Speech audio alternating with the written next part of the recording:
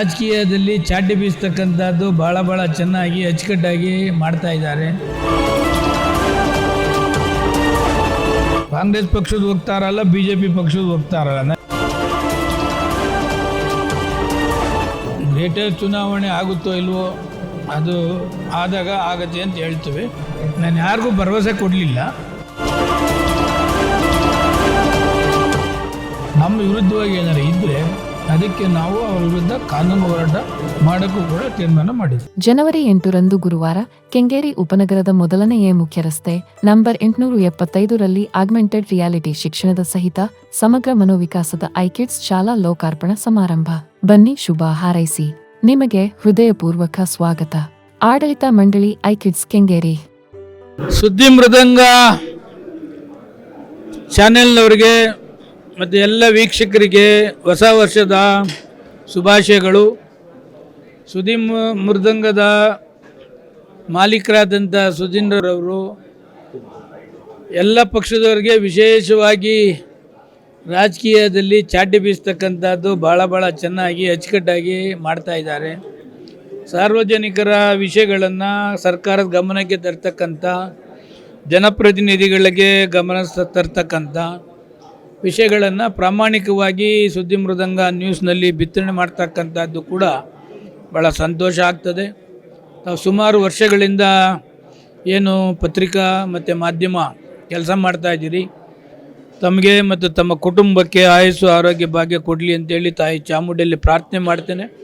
ಇದೇ ಥರ ಸುದ್ದಿ ಮೃದಂಗದವರು ಮಾಡ್ತಕ್ಕಂಥ ನ್ಯೂಸು ಕೂಡ ಸಾವಿರಾರು ಜನ ತಲುಪ್ತಕ್ಕಂಥದ್ದು, ಸಾವಿರಾರು ಜನ ತಮ್ಮ ನ್ಯೂಸ್ ಏನು ಬರ್ತದೆ ಅಂತ ವೆಯ್ಟ್ ಮಾಡ್ತಾ ಇರ್ತಕ್ಕಂಥದ್ದು ಕೂಡ ಭಾಳ ಸಂತೋಷ. ತಮಗೆ ತಮ್ಮ ಸುದ್ದಿ ಮೃದಂಗದ ಎಲ್ಲರಿಗೂ ಕೂಡ ನಾನು ತುಂಬ ಹೃದಯದ ಅಭಿನಂದನೆಗಳನ್ನು ಈ ಸಂದರ್ಭದಲ್ಲಿ ಹೇಳ್ತೇನೆ. ನಮಸ್ಕಾರ. ಸರಿ, ಹೊಸ ವರ್ಷ ಈ ಹೊಸ ವರ್ಷದಲ್ಲಿ ಏನಾರು ಹೊಸ ಆಶಯಗಳು ನಿಮ್ಮಲ್ಲಿ ಇದೆಯಾ ಅಂತ? GBA ಚುನಾವಣೆ ಹತ್ತಿರ ಬರ್ತಾರೆ ಹಿನ್ನೆಲೆಯೊಳಗೆ ಎಲ್ಲರೂ ಒಂದು ಕಡೆ ಒಂದಷ್ಟು ಅಸಮಾಧಾನಕ್ಕೆ ಅವಕಾಶ ಆಗುತ್ತಾ? ಅದೇನಾದ್ರು ಹೊಸ ಆಶಯ ಇಟ್ಕೊಂಡಿದ್ದೀರಾ? ಅಸಮಾಧಾನ ಆಗೋ ಕ್ವಶನ್ ಇಲ್ಲ. ಯಾರು ಜನಸಂಪರ್ಕದಲ್ಲಿದ್ದಾರೆ ಅವರು 100% ಚುನಾವಣೆನ ಎದುರಿಸ್ತಾರೆ. ಯಾವಾಗ ಗ್ರೇಟರ್ ಬೆಂಗಳೂರು ಬರ್ತಾ ಇದೆ ಅಂತೇಳಿ ಹೊಸ ಬಟ್ಟೆ ಹೊಲಿಸ್ಕೊಂಡ್ರೆ ಅವ್ರಿಗೆ ನಿರಾಸೆ ಆಗ್ತದೆ. ಕಳೆದ 3-4 ವರ್ಷದಿಂದ ಯಾರು ನಿರಂತರ ಸಂಪರ್ಕದಲ್ಲಿದ್ದಾರೆ, ನಿರಂತರ ಸಮಸ್ಯೆಗಳ ಬಗ್ಗೆ ಹೋರಾಟ ಮಾಡ್ತಾ ಇದ್ದಾರೆ, ಜನಸಂಪರ್ಕದಲ್ಲಿದ್ದಾರೆ, ಅವ್ರು ಯಾರಿಗೂ ಕೂಡ ಗ್ರೇಟರ್ ಬೆಂಗಳೂರು ಚುನಾವಣೆ ಭಯ ಇಲ್ಲ. ಇತ್ತೀಚೆಗೆ ಗ್ರೇಟರ್ ಬೆಂಗಳೂರು ಚುನಾವಣೆ ಬರ್ತಾ ಇದೆ, ಮಾಡ್ತಾರೋ ಇಲ್ವೋ ಅಂತಕ್ಕಂಥದ್ದು ಒಂದು ಮಾಡಿಬಿಟ್ರೆ ನಾನು ಒಂದು ಆಕಾಂಕ್ಷಿ ಹೊಸ ಬಟ್ಟೆ ಹೊಲಿಸ್ಕೊಳ್ಳೋದು, ಎಲ್ಲೆಲ್ಲಿ ಹೊಸ ಬಿಲ್ಡಿಂಗ್ಗಳು ಕಟ್ತಾವ್ರೆ, ಪರ್ಮನೆಂಟ್ ಬಿಲ್ಡಿಂಗ್ ಕಟ್ತಾವ್ರೆ, ಇವೆಲ್ಲ ನೋಡ್ಕೊಂಡು ಬರ್ತಕ್ಕಂಥವ್ರು ಯಾರೂ ಕೂಡ ಚುನಾವಣೆಗೆ ಗೆಲ್ಲಕ್ಕಾಗಲ್ಲ. ಮಧ್ಯದಲ್ಲಿ ಇರ್ತಕ್ಕಂಥವರು ಗ್ರೇಟರ್ ಬೆಂಗಳೂರು ಚುನಾವಣೆನ ಎದುರಿಸ್ತಾರೆ. ಭಯ ಪಡಬೇಕಾದಂಥ ಅವಶ್ಯಕತೆ ಇಲ್ಲ. ಒಳ್ಳೊಳ್ಳೆ ಅಭ್ಯರ್ಥಿಗಳು ಆಯ್ಕೆ ಆಗಲಿ ಅಂತೇಳಿ ಈ ಸಂದರ್ಭದಲ್ಲಿ ನಿಮ್ಮ ಮುಖಾಂತರ ಹೇಳಲಿಕ್ಕೆ ಬಯಸ್ತೇನೆ. ಈ ಮೀಸಲಾತಿ 4ನೇ ತಾರೀಕು ಬರುತ್ತೆ ಅಂತ ಎಲ್ಲ ಕಡೆಗೆ ತಾವು ಘೋಷಣೆ ಮಾಡ್ಕೊಂಡು ಬಂದಿದ್ದೀರಿ. ಮೀಸಲಾತಿ ಬಂದಮೇಲೆ ಸಾಕಷ್ಟು ಗೊಂದಲ ಆಗಬಹುದೇನಂತ, ನಿಮ್ಮ ನಂಬಿರ್ತಕ್ಕಂಥ ಹಲವರಿಗೆ ಏನು ಟಿಕೆಟ್ ಸಿಗಲ್ಲ ಅಂತ ಅಲ್ಲಲ್ಲೆಲ್ಲ ಸಾಕಷ್ಟು ಚರ್ಚೆಗಳು ಮೀಸಲಾತಿಯಿಂದ. ನೀವು ಕೆಲವೊಬ್ಬರಿಗೆ ಕೊಡ್ತೀನಿ ಅಂತ ಭರವಸೆ ಕೊಟ್ಟುಬಿಟ್ಟಿದ್ದೀರಿ ಅಂತೇಳಿ ಅಂತ, ಹೇಗೆ ಇದನ್ನು ಮೇಂಟೈನ್ ಮಾಡ್ತೀರಿ ನೀವು? ನಾನು ಯಾರಿಗೂ ಭರವಸೆ ಕೊಡಲಿಲ್ಲ. ಅದಕ್ಕೆ ಆದಂಥ ಕಮಿಟಿ ಇದೆ, ಅಬ್ಸರ್ವರ್ ಬರ್ತಾರೆ, ಆಮೇಲೆ 22-23 ಜನ ಅದು ಒಂದು ಕಮಿಟಿ ಮಾಡ್ತಾರೆ. ಆ ಕಮಿಟಿಲಿ ಅಲ್ಟಿಮೇಟಾಗಿ ಡಿಸೈಡ್ ಆಗ್ತದೆ. ಆಮೇಲೆ ಯಾವ ಕಮಿಟಿಲೂ ಕೂಡ ನಾನು ಈ ಸಾರಿ ಇಲ್ಲ. ಕಾಂಗ್ರೆಸ್ ಪಕ್ಷದಲ್ಲಿ ಇದ್ದಾಗ ಕಮಿಟಿಲಿ ಇರ್ತಿದ್ದು, ನಾವು MLA ಆದ್ದರಿಂದ ಆ ಕಮಿಟಿಗೆ ನಮ್ಮನ್ನು ಕರೆಸಿ ಕೇಳ್ತಾಯಿದ್ರು. ಈಗ ನಾವು ಆ ಕಮಿಟಿಲಿ ಏನಿಲ್ಲ, ಯಾರು ಅಬ್ಸರ್ವರ್ ಬರ್ತಾರೆ. ಈಗ ಕಾಲ್ಫರ್ ಮಾಡಿದ್ದಾರೆ 15 ತಾರೀಕು ಒಳಗಡೆ ದುಡ್ಡು ಕಟ್ಟಿ ಅಂತ.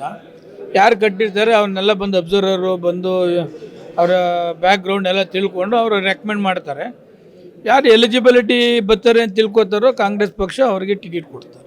ದುಡ್ಡು ಕಟ್ಟಿರೋರು ಮಾತ್ರ ಕನ್ಸಿಡರೇಷನ್ ಅಂತ. ಇನ್ನು ಕೆಲವೊಬ್ರು ಏನು ಹೇಳ್ತಿದ್ದಾರೆ ಅಂದರೆ, ಸೋಮಶೇಖರ್ ಹೇಳಿದ್ರೆ ಮಾತ್ರ ನಾವು ಹೋಗಿ ದುಡ್ಡು ಕಟ್ತೀವಿ ಅಂತ ಒಂದು 3-4 ಜನದ ಮಾತು. ನಾನು ಯಾವ ಕಾರಣಕ್ಕೂ ಹೇಳೋದಿಲ್ಲ. ನಾನೇನು ಕಾಂಗ್ರೆಸ್ ಪಕ್ಷದ ಹೋಗ್ತಾರಲ್ವಲ್ಲ, ಕಾಂಗ್ರೆಸ್ ಪಕ್ಷದ ಹೋಗ್ತಾರಲ್ಲ, BJP ಪಕ್ಷದ ಹೋಗ್ತಾರಲ್ಲ, ನಾನು ಇಂಡಿಪೆಂಡೆಂಟ್. ಅದಕ್ಕೆ ನಾನು ಯಾಕೆ ಅವ್ರಿಗೆ ದುಡ್ಡು ಕಟ್ಟಬೇಡಿ ಅಂತ ನಾನು ಯಾಕೆ ಹೇಳೋಕ್ಕೆ? ನಾನು ಭರವಸೆ ಯಾರಿಗೂ ಕೂಡ ಕೊಡೋಕ್ಕೆ ಹೋಗೋದಿಲ್ಲ.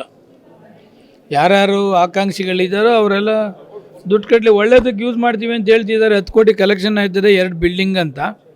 ಇವ್ರದ್ದು ಪಾಪ ಮಂತ್ರಿಗಳು ಯಾರೂ ಕೂಡ ಕರಪ್ಷನ್ ಇಲ್ಲ. ಎಲ್ಲ ಮಂತ್ರಿಗಳು ಸತ್ಯ ಹರಿಶ್ಚಂದ್ರ ಮೊಮ್ಮಕ್ಕಳು. ಆ ಸತ್ಯ ಹರಿಶ್ಚಂದ್ರ ಮೊಮ್ಮಕ್ಕಳಾದ್ರಿಂದನೇ ಅವ್ರೇನು ಕರಪ್ಷನ್ ಇಲ್ವಲ್ಲ, ಅದಕ್ಕೆ ಕಾರ್ಯಕರ್ತರು 50,000 25,000 ವಸೂಲು ಮಾಡಿ 10 ಕೋಟಿಲಿ ಬಿಲ್ಡಿಂಗ್ ಕಟ್ಟಬೇಕು ಅಂತಕ್ಕಂಥದ್ದನ್ನು ಮಾಡ್ತಾಯಿದ್ದಾರೆ.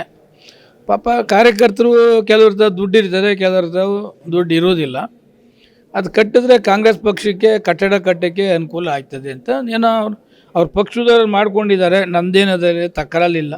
50,000 ಮಾಡ್ತಾರೋ 25,000 ಮಾಡ್ತಾರೋ ಅದು ಅವ್ರಿಗೆ ಸಂಬಂಧಪಟ್ಟದ್ದು. ಕ್ಷೇತ್ರಕ್ಕೆ ಅನುದಾನ ತರಬೇಕು, ಡೆವಲಪ್ಮೆಂಟ್ ಮಾಡಬೇಕು, ಅಷ್ಟಕ್ಕೆ ನಾನು ಸೀಮಿತ ಇದ್ದೇನೆ.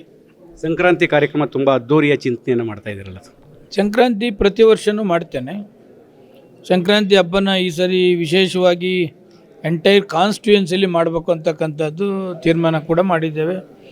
4 ಬ್ಲ್ಯಾಕ್ ಏನು ಬರ್ತದೆ, ಕಗ್ಲಿಪುರ ಬ್ಲ್ಯಾಕು, ಕೊಡಗೇಹಳ್ಳಿ ಬ್ಲ್ಯಾಕು, ನಮ್ಮ ಕಾರ್ಪೊರೇಷನ್ 3 ಕಡೆ 12, 13, 14 ಸಂಕ್ರಾಂತಿ ಹಬ್ಬವನ್ನು ಜೋರಾಗಿ ಮಾಡ್ತಾಯಿದ್ದೀವಿ. ಪ್ರತಿಯೊಬ್ಬರಿಗೂ ಕೂಡ ಎಳ್ಳು ಬೆಲ್ಲ ಕೊಡ್ತಕ್ಕಂಥ ಕಾರ್ಯಕ್ರಮ ಇವತ್ತು ಚಾಲೂ ಮಾಡ್ತಾಯಿದ್ದೀವಿ. 14ನೇ ತಾರೀಕು ಸಾಯಂಕಾಲ ರಸಮಂಜರಿ ಕಾರ್ಯಕ್ರಮ, ಜನಪದ ನೃತ್ಯ ಅದು ಇದು ಆ ಕಾರ್ಯಕ್ರಮವನ್ನು ಕೂಡ ಮಾಡ್ತಾಯಿದ್ದೀವಿ. ಸರ್, ಕಡೆದಾಗಿ ಅಂತಿದ್ರೆ ದೊಡ್ಡಬಿದ್ರಕಲ್ಲೊಳಗೆ ಅಭಿವೃದ್ಧಿ ವಿಚಾರದಲ್ಲಿ ನಿಮ್ಮನ್ನು ಒಂದು ರೀತಿ ಒಳಗೆ ಖಳನಾಯಕರು ಅನ್ನೋ ರೀತಿಯೊಳಗೆ JDSನ ಬಿಂಬಿಸ್ತಾ ಹೋಗ್ತಾಯಿದ್ರೆ ಎಲ್ಲ ಕಡೆಗಳು. ಯಾಕೆ ಹಾಗೆ ಮಾಡ್ಕೊಂಡಿತ್ತು, ಯಾಕೆ ಹಾಗೆ ಆಯಿತು ಸರ್? ಈ ದೊಡ್ಡಬಿದ್ರಕಲ್ಲಲ್ಲಿ ದೊಡ್ಡ ವಾರ್ಡ್ ಅದು. ಅಲ್ಲಿ UGD ಇರಲಿಲ್ಲ, ಕಾವೇರಿ ನೀರು ಇರಲಿಲ್ಲ, ರಸ್ತೆ ಇರಲಿಲ್ಲ. ಇವ್ರ್ಯಾರು ಕಿಡಿಗೇಡಿಗಳು ಮಾಡ್ತಾಯಿದ್ದಾರೆ, ಅವ್ರ್ಯಾರೂ ಕೂಡ ₹1 ಕೆಲಸ ಕೂಡ ಮಾಡ್ತಾಯಿಲ್ಲ. ಆಮೇಲೆ ಕಾವೇರಿ ನೀರು ತಂದದ್ದು ನಾವೇ, ನಮ್ಮ ಕಾಂಗ್ರೆಸ್ ಸರ್ಕಾರ ಇದ್ದಾಗ. ಈಗ ಕಾವೇರಿ ನೀರನ್ನ ಲೋಕಾರ್ಪಣೆ ಮಾಡಿದ್ದು ನಾವೇ. UGD ಇರಲಿಲ್ಲ, UGD ಮಾಡಿಸಿದ್ದು ನಾವೇ. ಕಾವೇರಿ ನೀರಾಯಿತು, UGD ಆಯಿತು, ರಸ್ತೆಗಳಿಗೆ ಡಾಂಬರೀಕರಣ ಆಯಿತು, ಡ್ರೈನೇಜ್ ಆಯಿತು. ಈಗ ಹೊಸದಾಗಿ LED ಬಲ್ಪ್ನ ಎಲ್ಲ ಕಡೆ ಹಾಕ್ತಿದ್ದಾರೆ. ಎಂಟೈರ್ ದೊಡ್ಡಬಿದರ್ಕಲ್ ವಾರ್ಡ್ ಡೆವಲಪ್ಮೆಂಟ್ ಕೂಡ ಆಗ್ತಾಯಿದೆ. ಈ ಕೆಲವರು ಕಿಡಿಗೇಡಿಗಳು ಯಾರನ್ನ ಕರ್ಕೊಬರೋದು ಮಾಡೋದು, ಸೋಮಶೇಖರದ್ದು ಮಾಡ್ತಾಯಿಲ್ಲ, ಇದು ಮಾಡ್ತಾಯಿಲ್ಲ. ಅವರಿಗೆ ಇನ್ನೇನು ಬೇರೆ ಏನು ಚಟ ಏನೂ ಇಲ್ಲ. ಒಂದು ಸಾರಿ ಡೆವಲಪ್ಮೆಂಟ್ ಆಗಲಿಲ್ಲ ಅಂತಕ್ಕಂಥವ್ರು ಯಾವತ್ತಾದರೂ ದೊಡ್ಡ ದೊಡ್ಡ ಲೀಡ್ರುಗಳೇ ಆಗಲಿ, ದೊಡ್ಡಬಿದರ್ಕಲ್ಲಲ್ಲಿ ಓಪನ್ ಚಾಲೆಂಜ್ ಇಡಲಿ. ದೊಡ್ಡಬಿದರ್ಕಲ್ಲಿ ಏನು ಡೆವಲಪ್ಮೆಂಟ್ ಆಗಿದೆ, ಅವ್ರೇನು ಮಾಡಿದ್ದಾರೆ, ಯಾವುದಾದ್ರು ಒಂದು ಆಗಲಿಲ್ಲ ಅಂತ ಹೇಳಿದ್ರೆ ಅದಕ್ಕೆ ನಾನು ಆನ್ಸರ್ ಮಾಡ್ತೇನೆ. ಅವ್ರು ತಿಳ್ಕೊಂಡಂಗಿಲ್ಲ, ಎಲ್ಲ ಕಡೆ ಡೆವಲಪ್ಮೆಂಟು ಕೂಡ ಮಾಡ್ತಿದ್ದಾರೆ. ಮುಂಚೆ ಏನಿತ್ತು ದೊಡ್ಡಬಿದರ್ಕಲ್ಲು, ಈಗ 99% ಚೇಂಜ್ ಆಗ್ತಾಯಿದೆ. ಕೆಲವರು ಅದನ್ನೇ ಪರ್ಪಸ್ಸಾಗಿ ಮಾಡ್ಕೊಳ್ಳೋದು, ಯೂಟ್ಯೂಬ್ನವ್ರು ಕರೆಸೋದು ಮಾಡೋದು ಅದೇ ಮಾಡ್ತಿದ್ದಾರೆ. ಅದೇ ಥರ ಈಗ ಯೂಟ್ಯೂಬ್ದಾಗೂ ಕೂಡ ಒಂದು ಸಾರಿ ನಾನು ಮಾತನಾಡಿದ್ದೇನೆ. ಯಾವತ್ತೂ ಯೂಟ್ಯೂಬ್ ವಿರುದ್ಧ ನಾನು ಕಾನೂನು ವಿರುದ್ಧ ಹೋರಾಟ ಮಾಡಲಿಕ್ಕೆ ಹೋಗಿರಲಿಲ್ಲ. ಈಗ ಯಾರು ಈ ಥರ ಪರ್ಪಸ್ಸಾಗಿ ಮಾಡ್ತಾರೆ, ಈಗ ಯಾರಾದರೂ ಒಂದು ಕಂಪ್ಲೇಂಟ್ ಶಾಸಕರ ಮೇಲೆ ಹೇಳಿದ್ರೆ ಶಾಸಕರನ್ನ ಕ್ಲಾರಿಫೈ ಮಾಡಬೇಕು. ಇವ್ರು ಈ ಥರ ಹೇಳ್ತಿದ್ದಾರೆ, ಏನಿದು, ಅದ್ರ ಬಗ್ಗೆ ನೀವು ಕ್ಲಾರಿಫೈ ಮಾಡ್ತೀರಾ ಅಂತ ಕೇಳಬೇಕು. ಅವರು ಹೇಳಿದ ಕ್ಷಣಕ್ಕೆ ನನ್ನ ವಿರುದ್ಧನೇ ಹಾಕೋದಾದರೆ ಅವ್ರ ವಿರುದ್ಧ ಕಾನೂನು ಹೋರಾಟ ಮಾಡಬೇಕು ಅಂತ ನಾನು ತೀರ್ಮಾನ ಕೂಡ ಮಾಡಿದ್ದೇನೆ. ಅದಕ್ಕೆ ಅವ್ರು ಏನಾದ್ರು ಆ ಥರ ಅವ್ಯವಸ್ಥೆ ಆಗಿದ್ದರೆ, ಮತ್ತೊಂದು ಆಗಿದ್ದರೆ ನಾನು ಕೇಳಲಿ, ಇಲ್ಲ ನಮ್ಮ ಇಂಜಿನಿಯರ್ ಕೇಳಲಿ, ಈ ಭಾಗದಲ್ಲಿ ಕೆಲಸ ಆಗಲಿಲ್ಲ, ಇದಕ್ಕೆ ನೀವೇನು ಹೇಳ್ತೀರಿ ಅಂತ ಕೇಳಲಿ. ಇಂಜಿನಿಯರ್ಸು ಕೇಳಲ್ಲ, ಶಾಸಕರನ್ನು ಕೇಳಲ್ಲ. ಇವ್ರು ಯಾರೋ ಬರ್ತಾರೆ, ಯೂಟ್ಯೂಬ್ನವರೆಲ್ಲ ಮಾಡ್ತಾರೆ. ಮಾಡ್ಕೊಂಡು ಹೋದರೆ ಅದು ಕಾನೂನು ವಿರುದ್ಧವಾಗಿದ್ದರೆ, ನಮ್ಮ ವಿರುದ್ಧವಾಗಿ ಏನಾರು ಇದ್ದರೆ ಅದಕ್ಕೆ ನಾವು ಅವ್ರ ವಿರುದ್ಧ ಕಾನೂನು ಹೋರಾಟ ಮಾಡೋಕ್ಕೂ ಕೂಡ ತೀರ್ಮಾನ ಮಾಡಿದ್ವಿ. ಕ್ಷೇತ್ರ ಜನತೆಗೆ ಏನಂತಾರೆ, GBA ಚುನಾವಣೆ ಮತ್ತು ಹೊಸ ವರ್ಷ, ಗ್ರೇಟರ್ ಚುನಾವಣೆ ಆಗುತ್ತೋ ಇಲ್ವೋ ಅದು ಆದಾಗ ಆಗತ್ತೆ ಅಂತ ಹೇಳ್ತೀವಿ. ಹೊಸ ವರ್ಷ ಎಲ್ಲರಿಗೂ ಒಳ್ಳೆ ಬೆಳೆ ಆಗಲಿ, ಮಳೆ ಆಗಲಿ, ಸಂತೋಷವಾಗಿರಲಿ, ಆಯಸ್ಸು, ಆರೋಗ್ಯ, ಭಾಗ್ಯ ನಮ್ಮ ಕ್ಷೇತ್ರದ ಎಲ್ಲರಿಗೂ ಮತದಾರರಿಗೂ ಕೂಡ ಒಳ್ಳೆಯದಾಗಲಿ ಅಂತೇಳಿ ತಾಯಿ ಚಾಮುಂಡಿಯಲ್ಲಿ ಪ್ರಾರ್ಥನೆ ಮಾಡ್ತೇನೆ. ಎಲ್ಲರಿಗೂ ಶುಭವಾಗಲಿ, ಹೊಸ ವರ್ಷ ಒಳ್ಳೆಯದಾಗಲಿ.